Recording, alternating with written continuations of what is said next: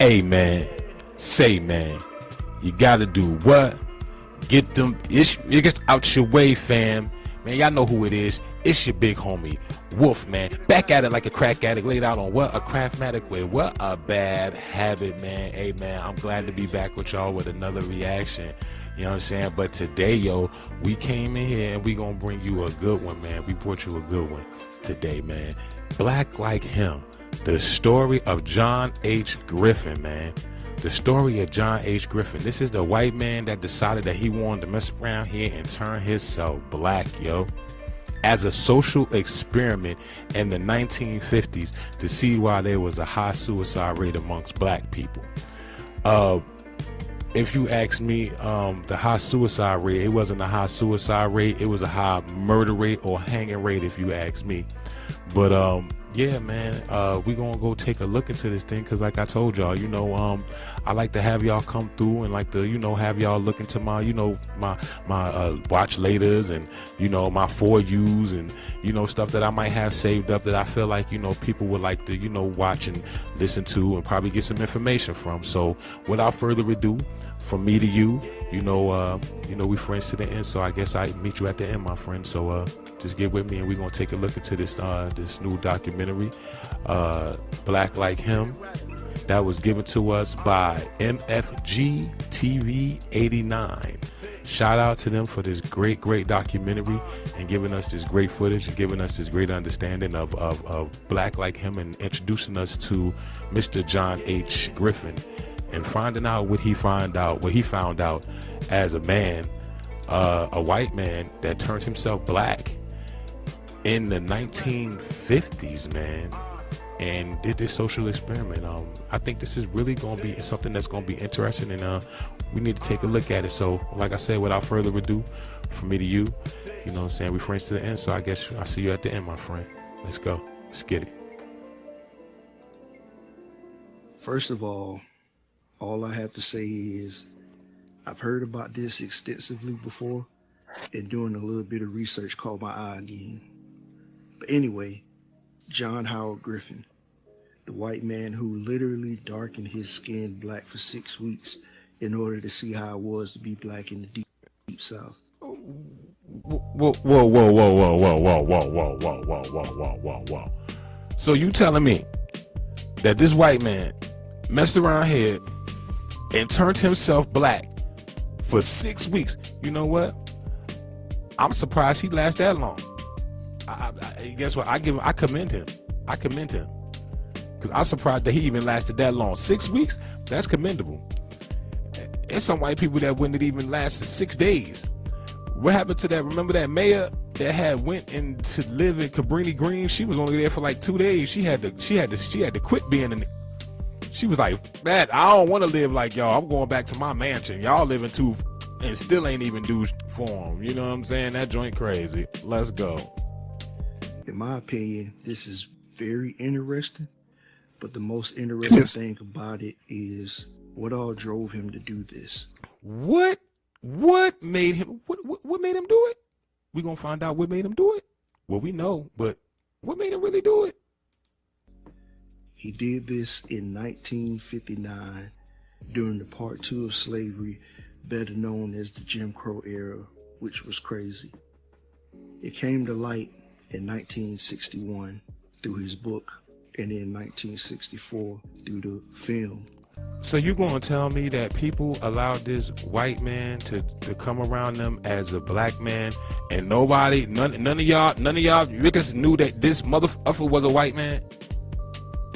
That's some bullshit. I could look at this picture right here and I could tell that this is a white man. Ain't no nigga walking around here with no motherfucking pink motherfucking lips like that. I'm just saying, in your hair, and then the hair right there, I could tell that you a white man. I could tell. Or you not a white man, or at least a Middle Eastern or something. You ain't no nigga. That's for sure. So to me, I wanted to find out what drove him to do this, and looking at the outcome of it 62 years later. There's not much to speak about when it comes to his early childhood life, other than the fact that his mother was a trained pianist and his father was a radio personality. Now, from what I read and researched, In a nutshell, Mr. Howard, who lived in Texas, constantly heard about the wrongdoings and mistreatments of blacks in America, and the straw that broke the camel's back was the rise in suicidal rates that he read about in newspapers and wanted to learn firsthand about the difficulties of being black. Dude.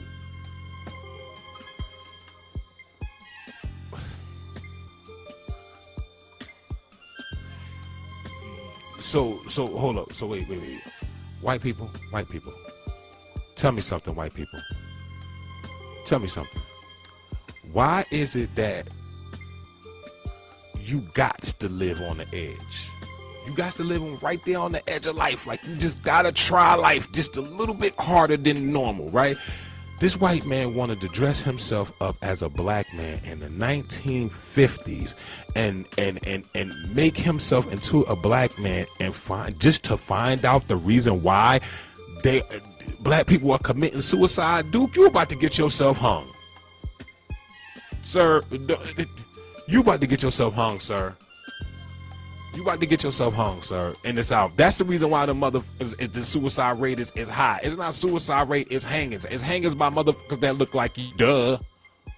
Duh. Like, you know why. You know why the suicide rate is high in amongst blacks in the South at that time. It wasn't no suicide rates. Blacks wasn't committing suicide. They was getting murdered. He went through a surgery of ultraviolet radiation combined with oral medication designed to darken his skin pigmentation. What? So this man messed around here and got engine oil and radiation and turned himself black with engine oil and radiation? Dude, I'm done with white people. Look, white people, look. You got it. You don't have to prove to us that you the craziest on earth no more. You don't. We already gave you that award a long time ago. You ain't even got to fight for it no more. On the real. Like who in the world is like white people? Ain't no Chinese, Asian, no Indian, no African, no nothing, no German, no Greenlander, none of that. None of them is more crazier than the European white. I'm sorry. But you know what? If it wasn't for them, we wouldn't have great footage. I'm gonna be honest with you. We wouldn't have all this great footage. We wouldn't have footage of Mount Everest, because we know ain't no niggas going up to Mount Everest. Who going up to Mount Everest? Ain't no niggas going up there to go get no footage. No niggas going up to Mount Everest getting no footage. Look, if it wasn't for white folks, we would not have Shark Week. We got freaking Shark Week. Who the fuck is going down there swimming and filming with the sharks? Ain't no niggas doing that. That's what we got white folks for. See? That's what God put white people here on earth for. To do this that this ain't gonna do. I'm just saying though, cause like ain't gonna be if Shark Week depending on I'm telling you, it's most definitely going to be canceled. The show is going to be canceled, straight up. Just being honest. Let me just say this. I give this man his credit for his bravery, because in my humble opinion, during this time period, that's when blacks in America dealt with real racism and equality. Not that watered down stuff that we deal with today. Don't get me wrong, racism still exists, definitely.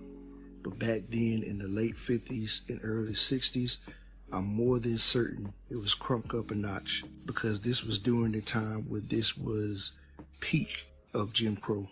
In order not to stick out like a sore thumb and be noticed truly as a white man, he had a friend of his, Sterling Williams, teach him the ins and the outs of being black. I got a question. Who is this Sterling Williams? Who is Mr. Sterling? Who is Mr. Williams? We need to know who this. We need to know who he is. I hope it wasn't no that messed around here and decided that he wanted to volunteer to teach this man, because Sterling sound like it sound like it was one of you bone and biscuit that decide that you mess around here and you want to be a part of something, so you wanted to show a white man how to be black. How long did it take for you to do that?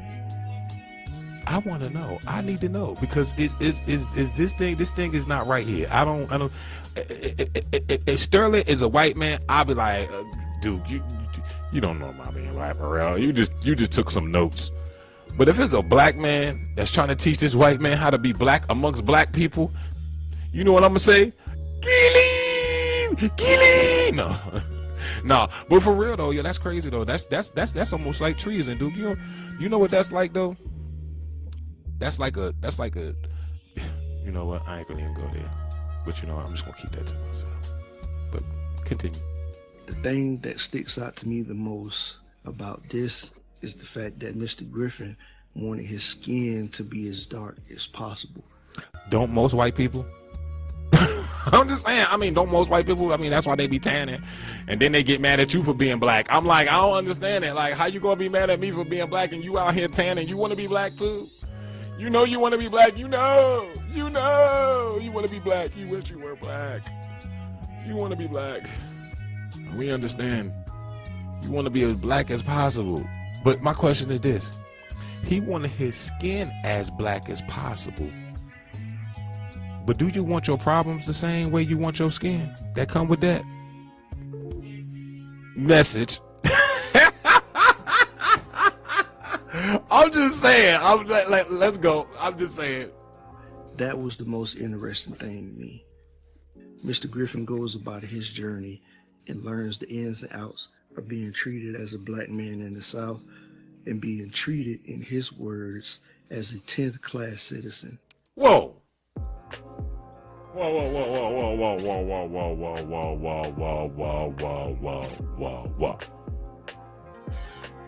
We're not gonna act like we ain't just hear that. Black people. What is it saying? We getting sick and tired of being treated like second and third class citizens. We getting sick and tired of being treated like second and third class citizens. I said, what in the world? You talking about second and third class citizens? Yo, he said 10th class. Hey, yo, black people, we been lied to.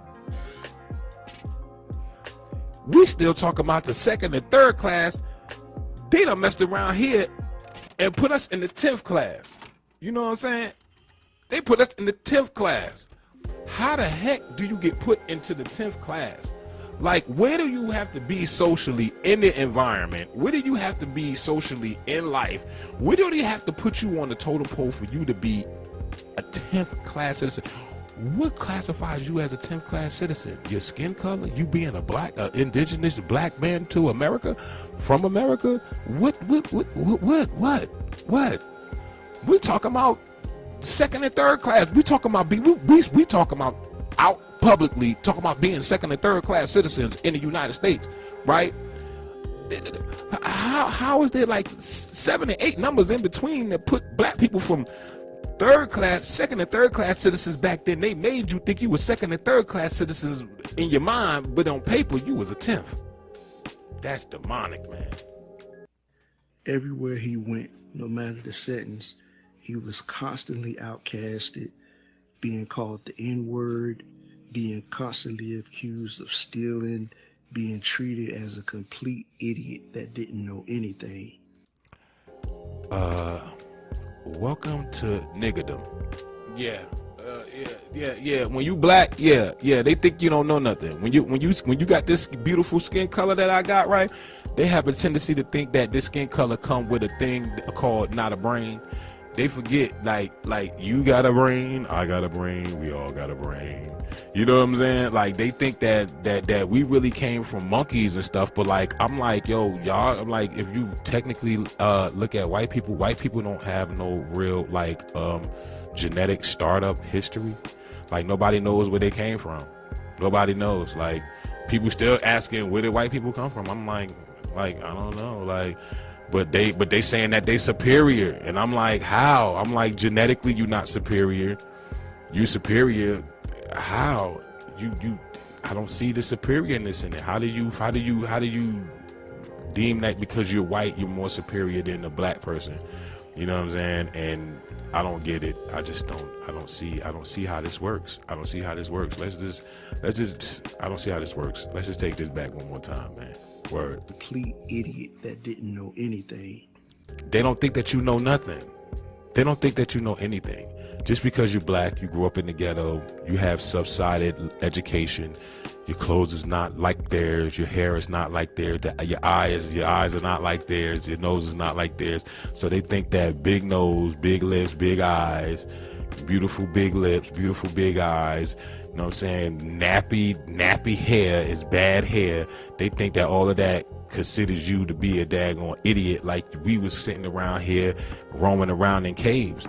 Look, excuse you, white people, if you go take a look into the history of black folks, right, your ancestors told you when they came upon people that looked like me, they didn't come upon no savages. People had land, gold, had avenues, aqueducts, beautiful things. We had beautiful things until y'all came and put your hands on it. It's just not me. It's not me. It's y'all history. Don't blame me. Blame your history. Two things the film highlighted, which was very interesting, unless I glanced over it. It wasn't in the book, but in the film, it was amazing to see. It was a little after the hour mark, so we're well into the film, and he hitches a ride with this white gentleman, and they're having a casual conversation, and the man asks Griffin somewhat a personal question, and you can see Mr. Griffin become completely defensive. He probably asked him, is it true that you guys are really like down there? And he probably got offense, like, mother, are you asking about my fault? Because that's what it looked like in his eyes. That's what it looked like, you know, because, you know, if you're black, excuse you, you know, sometimes you do have that white experience when white people will come up to you and ask you some of the most dumbest in the world. Look, if you ain't black, you don't understand. That's just like this. Like, black people don't walk up on white people and just grab them and start touching their hair, but white people will walk up on you and touch your hair. Like, and black people, am I lying? Black people, am I lying? They walk up on you, touch your skin, touch your hair. Oh my God, you have such beautiful hair. Wow. Don't touch me. What are you doing? What are you doing? Over there, fucking bologna juice on my dreads. What's going on? Don't touch it. It smells like bologna juice. And began to get outraged answering the questions when the white guy was only trying to be a nice human being. The other instance was he was on the beach and this young girl was building a sandcastle, and he went over there to offer her something to help her with her sandcastle. And she sat there and embraced his friendliness until her mother seen and completely panicked. I love that that was put there to show the aspect that we believe to be true. Racism is something that is taught. Throughout his journey, the frustration started to set in. Racism is something that is taught to whites. Okay, let me explain something to you black people. If they tell you black and you racist, you be like, how? I didn't start it. like I didn't start it. Like, y'all started it. Like how can a black person be racist? A black person racism is being cautious. So if a black person decide that they don't mess with white people, you can't blame them, because I mean, look at the history. Like with my great-grandmother, she did not rock with white people at all. You could not get her to be around nobody white, none of that. You know what I'm saying? And she from the deep South. She be like, no, here, no, nah, no, you be never, no, don't get me around none, no, you get me around none of them pear-fade boys, don't, My grandmama tell you straight up, she do not deal with that. Shoot, I even had somebody that I knew that was currently in my life. That's an older gentleman that grew up in Mississippi, that was about 70 years old, and he even said that he was a slave. He said he was a slave. I was like, yo, I laughed when he said it. Yo, Duke, I said, yo, you wasn't no slave. He looked at me dead in my eyes and said, son, I was a slave. I said, oh, damn. Really, dog? In 1920, yes, 1920, 30, 40, I was a slave. I was like, damn. They still had slavery in Mississippi? Yes. I was like, wow, that's crazy. So yeah, this is what they do. This is what they do. So don't ever forget who you are and what they did, you know what I'm saying, where you done came from. You know what I'm saying? We still here though. We still kicking, live and kicking. Hard body. It was plenty of times he wanted to quit his mission in order to go back to being a white man? Man, I bet you he did. Think about, man, though, you know what, that ain't fair though, sir, because we don't get a chance to quit. We don't get a chance to just be like, man, I wish I was a white man and get to be a white man because I stopped taking radiation and rubbing a car oil, the transmission oil on my skin. I'm just saying though. Rubbing axle grease on your skin and taking radiation pills. I'm just saying though, like, come on, man. Like, let's look. You don't get a chance. We don't get a chance to turn back black. You want the whole experience, then you need to get the whole experience, sir, not half of it.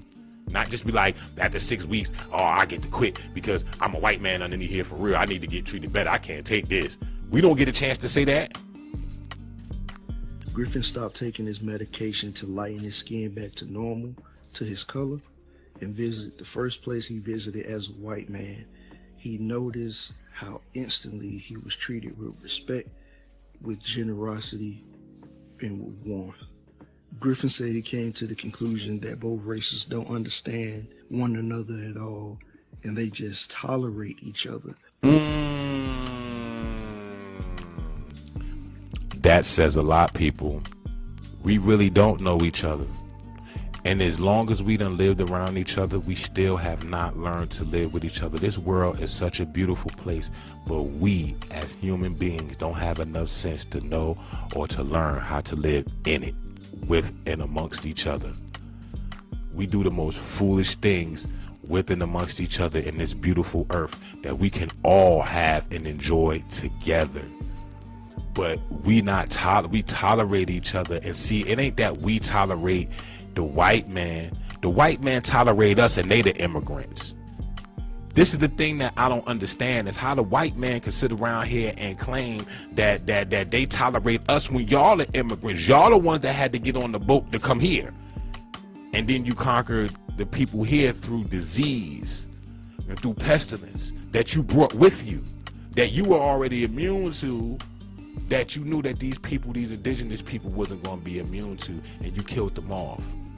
And then you decide to have them do indentured servitude to you for 400, 500 years for free. You know what I'm saying? This is toleration. I think the one that's tolerating is not the white man. The white man has been brutal, has been a rapist, okay? Has been a child molester, has been a rapist, has been a kidnapper. I mean, these are all things that the slave masters and their descendants were, and still are, some of them to this day. You know what I'm saying? The black man, which is the indigenous man of this land, is the one that is tolerating, is the one that is long suffering. I think that the black man, woman, and child is the one that is the long-suffering one. It's the one that is the tolerating one. The white man, they ain't had to tolerate nothing, brother. They ain't had to tolerate. What white people had to tolerate from black people? What torture, what slavery, what brutality has black people brought any race of people in this world? There is not one daggone story in history of black man, woman, or child going into anybody's land and conquering them, or trying to conquer them, or trying to colonize. With the stories that they do have of black people going into their lands, they doing trade. They building agriculture and building infrastructure. They bringing education, mathematics, science, astrology, theology, philosophy, alphabets and numbers that you never seen that make sense. This is what the black man, woman, and child brought to the world. Matter of fact, if you really want to be technical, since the black man, woman, and child is the original man of the earth, we the ones that invented breathing. And what's needed is something to bridge the separation gap, which is an amazing assumption, because even in 2023, I feel like that's a huge issue still. All the races just not understanding one another. The one thing that made me proud as a black man in America when it came to reading the book and seeing the film was the way black people in the community stuck together throughout hardships. You see that, black people? See, this is the reason why I'm saying, though, yo, we need to stop messing around here and dealing in the sense of trying to get reparations from these white folks, and we need to get reparations in what we had before, because we had a lot more reparations where we was loving on each other, when we cared for one another, when we showed love to each other, and we was there, and we had strength in those numbers, and we had strength in knowing that I got a back, and I know that my homegirl, I know that my family, we had family. Even if we didn't have an initial family, we had a family stronghold on each other, because our community around us was our family. See, they broke up our families when they integrated us. When they integrated us, that means that these people that's integrated into our communities don't understand us. That's the reason why nowadays we don't even know our neighbors, because our neighbors culturally don't mesh in with us. Because you have an Arab that's your neighbor, another white man, black family, a Mexican family, all of these mixed up families, these people in these different cultures. You can't really have a community base, because there's so many barriers that are put up, especially when it comes to other races and the black man, woman, and child. You know what I'm saying? We had to take care of each other, and that's when we have our reparations. We can give each other reparations by giving each other love. By giving each other love. That's what we need. We can be rich. We can all be rich if we start paying our reparations and start going towards the spirit, and stop looking towards these white men to pay us our reparations, and we start paying our reparations, so the Most High can start giving us the stuff that we deserve from the spirit, not from man. Y'all too busy trying to look to the white man to give y'all reparations, and y'all not looking to the person that control it all and asking him and coming to him and saying, hey, look, we know we did wrong. We know we did what we know we did what we weren't supposed to do. Now we up, and now we got to get back. We got to get our get back and go ahead and go make amends in our communities in Chicago and California and Philly and Newark and New York and all the other places that's out there that's crying out for help. You know what I'm saying? Where these young black men are being murdered at, and when these young black mothers is raising these boys as single mothers. Man, shoot, man, it was a community that raised these men at one time, that raised us men at one time. You know what I'm saying? And that's what they got to get back to. And that's the real reparations, black people. The real reparations is us loving each other as one again. Us not looking at each other as an op. Because you talking about an op, and you won't even shoot or go at your real op, but you will shoot your own brother down in the street. If I told you that these people over here is your real opposition, not this dude over here that's hurting just like you, that's in the same situation just like you. Most of these dudes out here in the streets, they broke and hungry with guns in their hand. Y'all can't even stop the beef in your stomach, but you got a 40 with a 40 on it. You can't even stop the beef that you have every day, that's gonna rumble every day, at least 2 or 3 times a day, to let you know you can't even stop the hunger in your stomach. But you got a 30 with a 40. You got a 40 with a 30. You know what I'm saying? And it don't make any sense to me when I know the only thing you need is a hug and you hungry for real. Only thing you need is a hug and you hungry. You know what I'm saying? You need somebody to let you know that they care for you. Somebody to let you know that they love you and that they're going to hug you and they're going to support you, and you need a hug. You know what I'm saying? That's all you need is a hug. You know what I mean? That's all you need is some love and somebody to be there for you and let you know, dog, look, man, you're going down the wrong way, brother. You know what I'm saying? Y'all out here doing the most stupidest, obsolete stuff that you could possibly think of. When back in the day, you had real ops called KKK members. You couldn't even go to certain places, and they talk about all this checking in and all of this checking in crap. You ain't gonna make the KKK check in. You ain't gonna make the federal government check in. You ain't gonna make Donald Trump check in. So why the fuck am I gonna check in with any gang or any bunch of niggas? I'm a man. I'm gonna go anywhere God put grass. You understand what I'm saying? And if you feel some type of way, ask me where I'm from. You gonna be where God be in his lobby. Huh? Like letting complete strangers from other towns who are black stay in their homes so they'll be safe at night, doing their best to take up for one another no matter the backlash. I thank Mr. Griffin for his courage because his book and his film offered a different perspective to America when it came to the sufferings of Black America and how there's inequalities that are prominent in society as it was back in that day and time. I feel personally people truly don't understand the issues of being black in America. They don't understand the issues of being black in America because they don't want to. The only thing they want your blacks to do is be in servitude when we gods. I'm not being in servitude to nobody, dog. I'm a god. I'm trying to tell you, you a god, black man, woman, and child. You a god. Hey, look, that Bible lied to you. Man, even Jesus said that. He said, ye are gods. Did he not say that? Even Jesus said that. And that Bible was a whole lie. That Bible was a whole lie. But at least Jesus told the truth that time. Ye are gods. He know.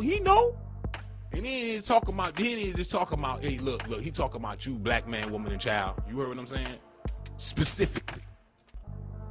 You know what I'm saying? They don't understand us. They not going to understand us. With the kids, I don't even like the damn song, but they not like us. I don't like that song. They not like us because he took that from Michael Jackson. He just flipped it. They don't really care about us. They don't like us. They not like us. Same. He just took it from Michael. Y'all didn't catch that? Nope. You know what? Maybe I just think too much. I don't know. You know, they don't really care about us. Nobody care about the black man, woman, and child. And since nobody care about the black man, woman, and child, you got to start caring about each other. Okay? It's time. It's time for you to stop opting out your brother, man. And stop killing your brother. Because in a minute, you're going to need your brother. Because what happened when they starve you out? What happened when your real enemy starving you out? You just gonna get mad and just kill somebody that look like you because you mad, because you hungry. Like I said, most of these dudes in these hoods is hungry. They need a hug and they hungry. That's all. They need a hug and they hungry. Need hug, hungry, and support. But black people, since we know our struggle, we know our pain, who the best than to be able to take care of ourselves than ourselves? We need to start doing for ourselves, black people. And stop looking for everybody else to save us, because ain't nobody coming to save us but us. We got us into this. We gonna be the one to get us out of it. Point blank, period. Wrongly labeled and judged before you're even born without being understood. I feel like because of cancel culture and social media, we as a society have gotten further away from these core things that would, in my opinion, help us evolve as people. I feel the small majority of the white race are trying to be understanding, but are constantly being shut down from the decisions white people before them have made. Look, sir, ma'am, yes, white people are being shut down because of the decisions that their ancestors have made. Let me ask you a question. Okay. If somebody killed your mother or somebody killed your child in front of you, and then they moved right next door, and then they built a mansion in your house, they moved the mansion, they moved into your house, and then all of a sudden they killed your child, came in your house, killed your children, you know what I'm saying, and murdered everything that was moving, took your house, built other houses on your you know what I'm saying? And then told you, and then passed it on to their lineage as if they earned it. But they really killed your family members. They really killed your children. They really killed your aunties and uncles for this, to be able to get this. And you want, and not only that, not only do they know that their ancestors, their descendants know that they did this, but their descendants is deciding that they're not going to give it back because they like to live in the lap of luxury of stolen goods. So y'all sitting around here putting yokes around your necks and chains on your fake chains around your hand and fake chains and yokes around your neck is not going to make up for the 400, 500 plus years of rape, robbery, pillage, disease, lies, disinformation, misinformation. All of that is not going to make up for that. So you can keep the yokes. If you mess around here and you want to give up, you want to show how you really sorry, why don't you shut the fuck up and stop marching and stop doing all of these studies and give us our money, give us our land that you promised us back. You understand? And first of all, I don't even understand how the heck our ancestors were some weak motherfuckers, because they let y'all, they supposed to have died on that hill. They supposed to have died before they let y'all take this. But guess what?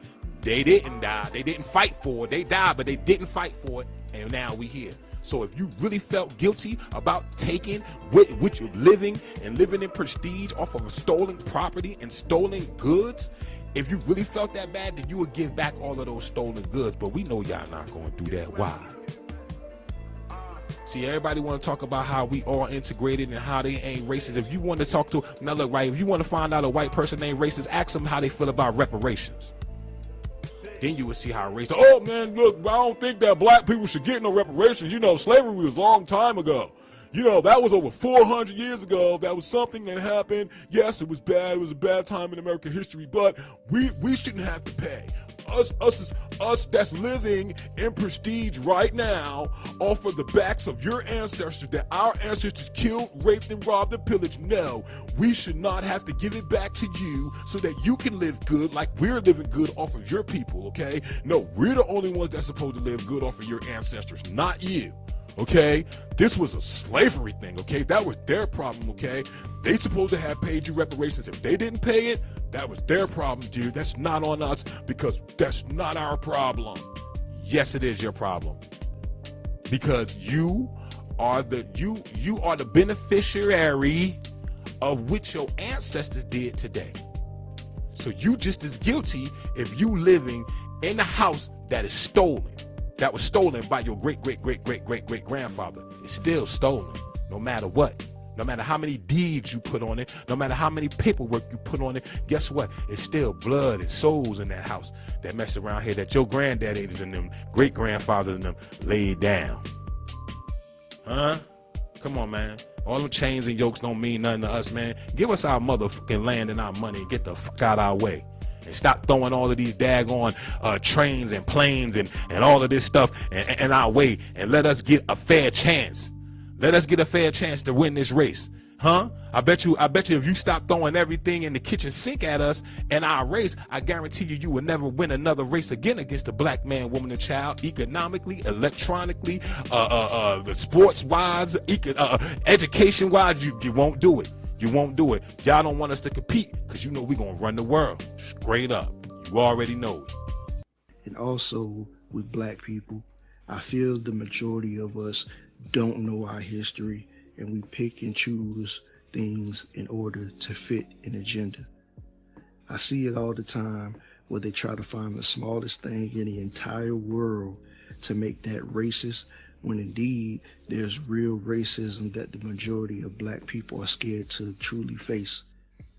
I think the book should be read along with other black history literature in order to offer that different perspective.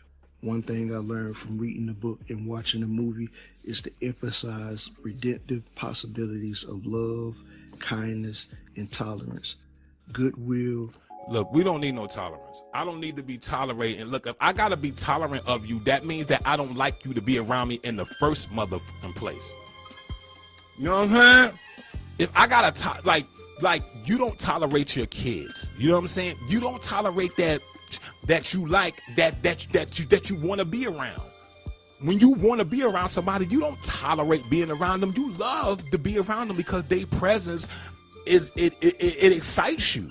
You know what I mean? It gives you life. It makes you vibrant. They make you vibrant. By tolerating someone, that's like being in a place that you're tolerated and not celebrated. Okay? Why would I want toleration from white people? I don't need them to be tolerant of me. You know? What the has my people ever done to your people to make your people have to be tolerant of my people? Nothing. So yeah, man, ain't no tolerant. I'm not being tolerant of some savages. You crazy? They proved to us that they've been savages throughout history. And all of this crap is in nothing but a bunch of bullshit. I'm not being tolerant of no motherfucking crackers, man. You crazy. Hell nah, they murdered us. They murdered our people. They tell us to not forget 9/11, but they want you to forget the murder, rape, and rob and pillage they did at your great-grandmother and grandfathers. Man, you stupid. And positive emotions, rather than anger and violence, are the most effective catalysts. Look, I'm sorry. This right here. Look, let me tell you something. Look, I'm gonna tell you like this. Word is born. Before we start hugging and giving up all of this daggone, all of this love that everybody else, all of these Europeans and French and motherfucking all the rest of these other countries and all that yo, we need to start loving each other first. We need to start learning how to love one another first. Then we can go ahead and we can start loving on everybody else. Because one thing about it, everybody's showing us that they don't give a fuck about the black man, woman, and child, because you can't go nowhere in the world without them firing on you. You know what I'm saying? You feel me? It don't matter where you go. Because honestly, if we want to run down, you want to give all of this hugs and all of this, but I guarantee you ask that white man in that picture about reparations, he gonna be where there, but I gotta go. You know what I'm saying? For real. Because now look, if we really want to run down the reparations train, yo, China, the Asians gave the Europeans the gunpowder, so the Asians, sorry, but we tried to keep you out of it, but you owe us reparations, which you kind of looking like you trying to make up for like right now in the midst of things. China, you working on your reparations with the black Americans that's over here, the indigenous folks that's of this land, that you probably really didn't know that you were helping these Europeans to take over a certain people. Because honestly, in my heart, I'm gonna tell you straight up, from my experience with Asians, I have a very, very strong community of Asian folks that I know, and me honestly, I can't see them directly like selling gunpowder to Europe and them knowing like they're gonna go kill a gazillion people over here to take over their land with this gunpowder. I don't think that was the case. You know what I'm saying? I don't think that was the case. I think that it was more or less of a trade thing. They showed them how to use it. They said, oh, we can go over here and use this. They don't got this. So did you sell to them? Did you sell? Okay, so whatever. They don't know about this. They don't know about this. They don't know about this. So these are the places that we gonna go take over. You know? So that's just how I feel about that. You know what I mean? But I'm gonna be honest with you. Before we start doing all of this, we need to make them other motherfuckers sweat. You know what I'm saying? We need to make them other motherfuckers sweat. You know what I'm saying? For our votes, for our attention, for our energy, and every motherfucking thing else they've been trying to get from us. We need to make them sweat for it. We don't need to be giving no kumbayas. Nah, I don't want no hugs from you. No, I don't want no hugs. Give me my money. No, I don't want to sing Kumbaya. No, I don't want to hear no daggone, you better not sing that song now. Never one more time. No Amazing Grace. If I hear that song one more motherfucking time, I'm not trying to hear none of that Amazing Grace shit. I'm not trying to hear none of that motherfucking shit. I'm not trying to hear none of that unity shit. I'm not trying to hear none of that integration shit. None of it. Give us our money, then we can talk about integrating. From over there. For the next 400-500 years. Let us heal and let us get the chance to love each other without European influence or anybody else influence for the next 400-500 years, and see where we be at. See where we be at. See where we be at. You heard? That's all I'm saying. But forget all of this, man. Forget all this African American unity and bringing people together, my dude. We need to start loving each other. Do you see how we dying out here in these streets? And you don't think that is young men and inner cities all across this daggone country that need older men that could pull them together and hug them like this? Man, you don't know how far a hug could go for some of these young brothers, man. Man, you know how many times, man, I done stopped some young brother from messing around here and going out here and making a decision that could mess around here and change his life just by giving him a meal. Man, most of these young dudes need hugs and they hungry, bro. Most of these young dudes is hungry and they need hugs, man. So yeah, man, I'm gonna end this off with this right here because I ain't gonna go no further.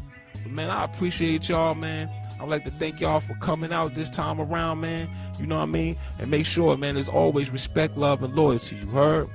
Peace.